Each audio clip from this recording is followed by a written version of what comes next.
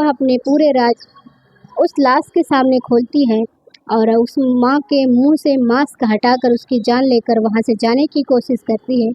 तभी वहाँ पर लेटी उस प्रॉपर्टी को अपने नाम करवाना है तो इस बुढ़िया को ठिकाने लगा दो, इससे अच्छा मौका नहीं मिलेगा। जैसे ही वो अपने पिता या अपने पति का लाश देखती हैं, उनके तो रोंगटे खड़े हो जाते हैं, क्योंकि यह बहुत ही पुराना घर है और हमारे बुजुर्ग लोगों का है। एक ऐसा परिवार था जो बहुत ही हंसता खिलता परिवार था। उस परिवार में 2 बेटे, 1 बेटी और एक माँ बाप थे। जहाँ पर पूरे 5 फैमिली थी। दोनों बेटों की शादी हो जाने के बाद बड़ा बेटा बिजनेस के सिलसिले से वो बाहर दिल्ली में रहने लगा। छोटा बेटा भी शादी के बाद वह भी अपने बिजनेस या काम को लेकर वह भी अपनी बीवी के साथ बाहर रहने लगा। रही बात बेटी की, तो बेटी की भी शादी कर दी जाती है और वह भी अपने हस्बैंड के साथ बहुत ही खुश थी। ऐसे ही सभी लोग का परिवार हंसी खुशी चलता रहा। कुछ दिन बाद एक ऐसा नया मोड़ लेता है जिसके चलते उनका पूरा घर तहस नहस हो जाता है। बड़े बेटे को एक बेटा होता है। जब वह 18 साल का हो जाता है तो वह बेटा अपनी दादी और दादा के पास रहने की बहुत ही जिद करता था, लेकिन उसके मम्मी और पापा वहाँ पर उसे रहने बिल्कुल भी नहीं देते थे। उसके मम्मी पापा पैसे के बहुत ही लालची थे और कंजूस भी थे। जब भी उस 18 साल लड़के को किसी भी चीज़ के लिए पैसे की ज़रूरत पड़ती थी, तो वो जब भी अपने मम्मी पापा से पैसे मांगता था, उसके मम्मी पापा उसे बच्चा समझकर इग्नोर कर देते थे और उसके ज़रूरत की चीज़ें खरीदने के लिए भी उसे पैसे नहीं देते थे। जब यह बात वह लड़का अपने दादी और दादा से बताता था, तो उसके दादी और दादा उसके हर छोटी छोटी ज़रूरतों को पूरा करते थे।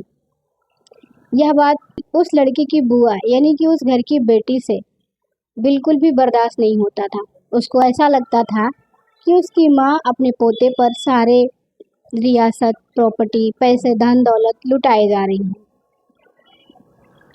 धीरे धीरे ऐसे ही दिन बीतते गए। उनके परिवार में ऐसे ही खुशियाँ बनी रही।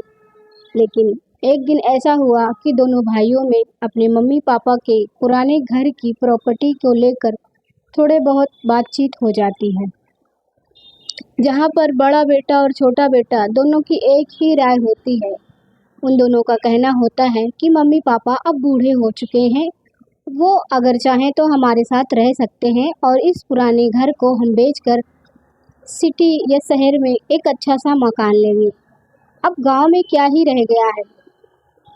यह बात जब वो अपने मम्मी पापा से बोलता है, तभी उसके मम्मी पापा बोलते हैं कि बेटा, हमारे पूर्वजों के लोग की यादें यहीं पर है और हमें यह घर छोड़कर किसी और घर में सुकून बिल्कुल भी नहीं मिलेगा, क्योंकि यह बहुत ही पुराना घर है और हमारे बुजुर्ग लोगों का है। इस घर में ना जाने कितनी खुशियाँ, कितने राज, कितनी यादें जुड़ी हुई हैं। तभी वह दोनों लड़के कहते हैं कि अगर आप लोग नहीं मानते हैं तो जैसी आपकी इच्छा, लेकिन हाँ, आपके जाने के बाद यह सारी जायदाद और प्रॉपर्टी तो हम दोनों भाई की ही होगी। तभी उसके माता पिता बोलते हैं कि हाँ, माँ बाप के जाने के बाद जो भी प्रॉपर्टी होती है वह उनके बच्चों की ही होती है। इसमें इतना सोचने वाली क्या बात है। तभी वह दोनों भाई बोलते हैं कि जब यह प्रॉपर्टी हमारी ही होगी तो इसे आप हमारे तरीके से क्यों नहीं चलने दे रहे हैं, क्यों अपने पूर्वजों की बातों को लेकर अभी तक बैठे हैं। अब आप लोगों की उम्र हो गई है, आप लोग हमारे घर चलिए, हमारे साथ रहिए और इसे बेच देंगे। इससे जो भी पैसा मिलेगा हम दोनों भाई आधा आधा करके ले लेंगे और कोई अच्छा सा बड़ा बिजनेस या अच्छा सा मकान किसी शहर या सिटी में खरीद लेंगे। वहीं पर खड़ी उसकी बहन यह सब बातें सुन रही थी। तभी वह बोलती है कि भैया, कैसी आप बातें कर रहे हो। यही तो एक ऐसा घर है जहाँ पर हम सारे लोग इकट्ठा होकर अपनी खुशियाँ मनाते हैं। आप हमारी ही खुशियों को बेचना चाहते हैं। तभी वह दोनों भाई कहते हैं कि देख छोटी, तू चुप कर। अभी तुझे इस मामले में बोलने की कोई ज़रूरत नहीं है। वैसे भी यह मकान हम दोनों भाई का है, तो इसमें हम और ये हम दोनों भाई ही बोल सकते हैं और बात कर सकते हैं। तुझे अगर आना भी होगा तो तू हमारे घर भी आ सकती है, जहाँ माँ बाप रहेंगे वहाँ भी तू आ सकती है। वहीं घर को बेचने से उसके पिता मना कर देते हैं, तो वह दोनों बेटे बहुत ही ज़्यादा नाराज़ और गुस्सा हो जाते हैं। उनको पैसे का बहुत ही लालच था। उनको ऐसा लगता था कि हम पुराना घर बेचकर हमें बहुत ज़्यादा पैसे मिल जाएंगे, और आखिर गांव के पुराने घर में रखा ही क्या है, सभी लोग तो सिटी की तरफ जा रहे हैं। उसके पापा ने घर बेचने से मना कर दिया, तो वह दोनों भाई बहुत ही ज़्यादा गुस्सा होकर अपने अपने घर लौट जाते हैं। फिर उन दोनों के मन में बस थोड़ा बहुत चिंता रहती है कि हमारे माँ बाप हमारे साथ ऐसा क्यों करते हैं। तभी उसकी बहन आकर अपनी माँ से बोलती है कि माँ, आप चिंता मत करो। अगर आप भैया भाभी के यहाँ नहीं जा सकते हो तो कोई बात नहीं, आपके बुढ़ापे का सहारा मैं बनूंगी।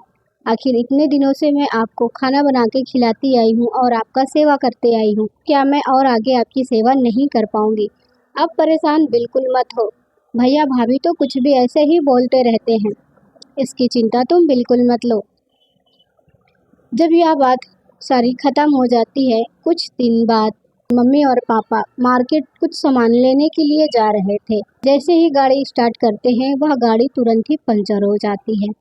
तभी वह माँ बोलती है कि सुनिए जी, अब तो आपको मार्केट अकेले ही जाना पड़ेगा। ऐसा करिए, आप मार्केट अकेले ही चले जाइए। जो भी घर की ज़रूरत की चीज़ें होंगी, थोड़ा बहुत करके आप साइकिल से ही सामान ले आइएगा, क्योंकि गाड़ी तो पंचर हो चुकी है। अब आपको साइकिल से जाना पड़ेगा। बात करने के बाद वह आदमी साइकिल से मार्केट सामान लेने के लिए चला जाता है। वह औरत घर में वापस लौट आती है। 1 से 2 घंटे बीत जाने के बाद उसकी माँ के फ़ोन पर एक कॉल आती है। तभी वह औरत कॉल उठाती है, तो वहाँ पर पुलिस बोलती है कि आपके पति का एक्सीडेंट की वजह से देहांत हो गया है। जैसे ही यह बात वह माँ सुनती है, उसके पैरों तले ज़मीन खिसक जाती है। उसे कुछ समझ ही नहीं आ रहा था कि आखिर ऐसा कैसे हो सकता है। जब वह औरत पुलिस के पास जाती है, और दौड़ी दौड़ी उसकी बेटी भी और दामाद भी पुलिस के पास जाते हैं। जैसे ही वो अपने पिता या अपने पति का लाश देखती हैं, उनके तो रोंगटे खड़े हो जाते हैं। उन्हें तो यकीन ही नहीं हो रहा था कि इतनी जल्दी उनके हस्बैंड उन्हें छोड़कर चले जाएंगे। थोड़ी देर बाद वह दोनों बेटे बहू भी आ जाते हैं। वह दोनों बेटे और दोनों बहू सभी लोग घर वापस आ जाते हैं, और अपने पिता का अंतिम संस्कार करने के बाद अपनी माँ से कहते हैं कि माँ, अब आप इस घर में अकेले कैसे रहोगी? आखिर अब आपको तो मेरे साथ चलना ही होगा। तभी वह औरत रोते हुए कहती है कि नहीं बेटा, यहाँ पर तुम्हारे पापा की बहुत सारी यादें जुड़ी हुई है, मैं इस घर को छोड़कर नहीं जा सकती हूँ। तभी वह दोनों बेटे गुस्से में आकर कहते हैं कि आप इस घर को क्यों नहीं छोड़ना चाहती हैं? आखिर इस घर में ऐसा क्या है? तभी वह औरत बोलती है कि बेटा, तुम नहीं समझोगे, तुम्हारे पापा इस घर को छोड़कर नहीं जाना चाहते थे, तो आखिर उनके जाने के बाद मैं इस घर को कैसे छोड़कर जा सकती हूँ? तभी वह दोनों बेटे बहू गुस्सा होकर कहते हैं कि आखिर तुम चाहती ही क्या हो? जब अब पिताजी इस घर दुनिया में नहीं रहे, तो क्या तुम इस घर में अकेले रहोगी?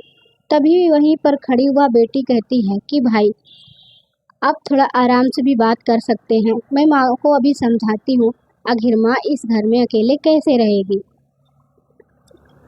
तभी वह बेटी कहती है कि माँ, भाई सही तो कह रहा है, अब आप इस घर में अकेले कैसे रहेंगी?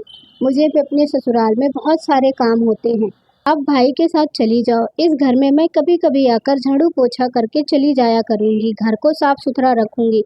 जब भी आपका मन करेगा आप आकर घूम जाइएगा। तभी वह माँ तभी उसकी माँ वहाँ से रोते हुए अपने कमरे में चली जाती है। उसके पीछे पीछे उसकी बेटी भी जाती है और कहती है कि माँ क्या हुआ? जो होना था वह तो हो चुका है, लेकिन अब आपकी भलाई इसी में है कि आप भाई के साथ उनके घर जाओ। तभी वह रोते हुए माँ बोलती है कि बेटा, तुझे नहीं पता है कि तेरी भाभी मेरे साथ, तेरे भैया और भाभी मेरे साथ कितना गंदा व्यवहार करते हैं। मैं ऐसे ही उनके साथ जाने से मना नहीं करती हूँ। जब मैं एक जब जब जब भी मैं इनके घर गई थी, तब तब इन लोगों ने मेरा बहुत ही मजाक उड़ाया था, मेरी बहुत बेइज्जती की थी। इसलिए अब तो तुम्हारे बाबूजी भी नहीं हैं। अब ना जाने यह लोग मुझसे क्या क्या करवाएंगे और ना जाने मुझे क्या क्या कहेंगे। इसलिए मैं इस घर को छोड़कर कहीं नहीं जाऊंगी। वह लड़की यह सब बात सुनती है तो उसे ऐसा लगता है कि उसके भैया और भाभी ने उसकी माँ के साथ बहुत ही गलत किया है। तभी वह गुस्से में उठकर अपने भैया और भाभी के पास जाती है और कहती है कि माँ यहाँ से कहीं नहीं जाएगी, अगर आपको जाना है तो आप लोग जा सकते हो। तभी वह उसके भाई और भैया बोलते हैं कि छोटी, तुझे इन सब चीज़ों में बोलने की कोई ज़रूरत नहीं है। आखिर वह माँ ऐसे अकेले इस घर में कैसे रहेगी। तभी वह लड़की कहती है कि इसकी चिंता तुम्हें लेने की कोई ज़रूरत नहीं है, माँ का ख्याल मैं रखूंगी, आप बिल्कुल भी परेशान मत हो। आप लोग आप लोग अपने अपने घर जा सकते हैं। यह बहन की मुंह से यह बात सुनते हुए वह दोनों भाई गुस्से में होकर अपने बच्चों के साथ अपने घर वापस लौट जाते हैं। कुछ दिन वह लड़की अपनी माँ के साथ रहती है और उसके बाद वह अपने ससुराल चली जाती है।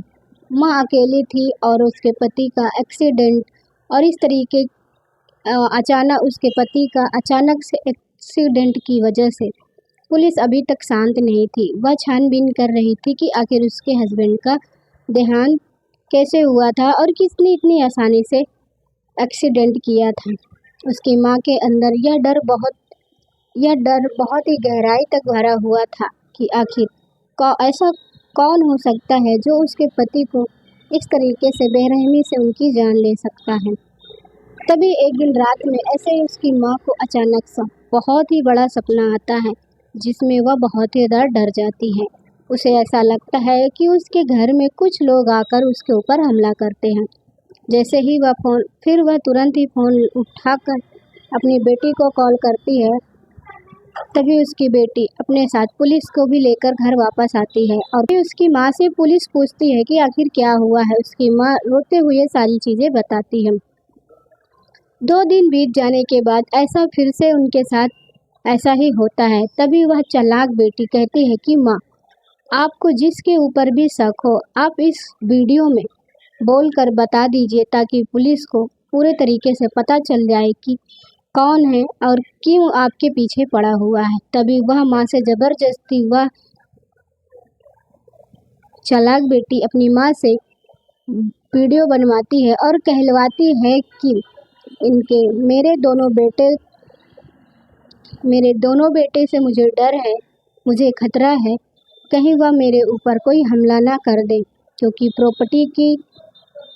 क्योंकि घर को बेचने और इस प्रॉपर्टी की वजह से घर में कई बार लड़ाई झगड़े ताने हो चुके हैं।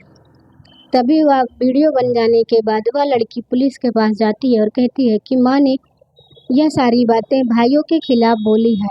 माँ को लगता है कि हमारे भाई ही माँ को परेशान करते हैं और उन्होंने ही हमारे पिता की जान ली है।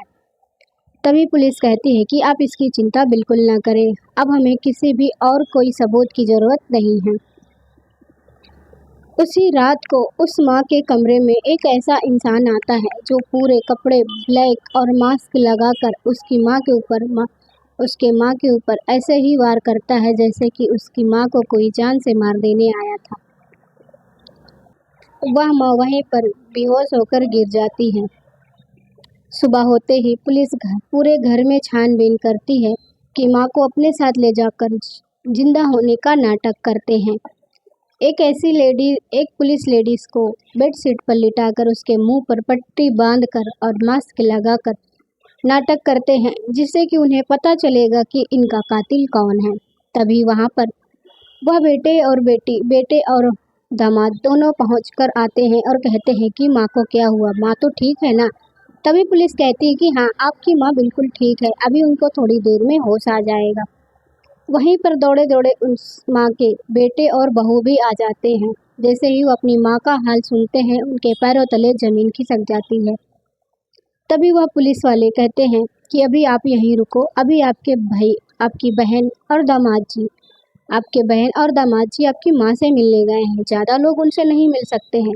जब वह लोग मिलकर वापस आएंगे तब आप लोग जाकर मिल सकते हैं। जैसे ही वह बेटी और दामाद माँ से मिलने के लिए कमरे के अंदर जाते हैं, तभी जैसे ही कमरे में जाते हैं वह दामाद कहने लगता है अपनी पत्नी से, कहता है कि तुम्हारे हाथ में लगता है ताकत खत्म हो गई है। अभी तक तुम इस बुढ़िया को निपटा भी नहीं पाई हो। जब तक यह बुढ़िया जिंदा रहेगी तब तक उस घर में तुम नहीं रह सकती हो। उस प्रॉपर्टी को अपने नाम करवाना है तो इस बुढ़िया को ठिकाने लगा दो, इससे अच्छा मौका नहीं मिलेगा। तभी वह लड़की गुस्से में आकर अपनी माँ के सामने जितने भी उसने अपनी माँ के साथ चाल चली थी, उसने गुस्से में सारी बात बोलकर अपनी माँ के मुंह से मांस हटाते हुए कहती है कि जा बुढ़िया, आज से तेरा काम खत्म। और तूने तो पहले ही वीडियो बनाकर अपने बेटे के ऊपर केस लगाया है। अब तो मैं साफ बच जाऊंगी और तेरे दोनों बेटे फंस जाएंगे। लेकिन उस लड़की को नहीं पता था कि यहाँ पर कितनी बड़ी चाल पुलिस वालों ने उसके साथ चली है।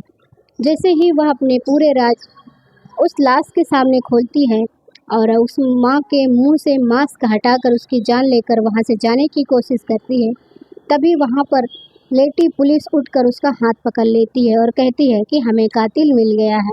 तुम्हें क्या लगता था तुम बहुत ही ज़्यादा होशियार और चतुर हो, तो तुमने तो चंद पैसों के लिए अपने माँ बाप को रास्ते से हटा दिया और अपने भाई को भी उस दलदल में घसीट लिया जहाँ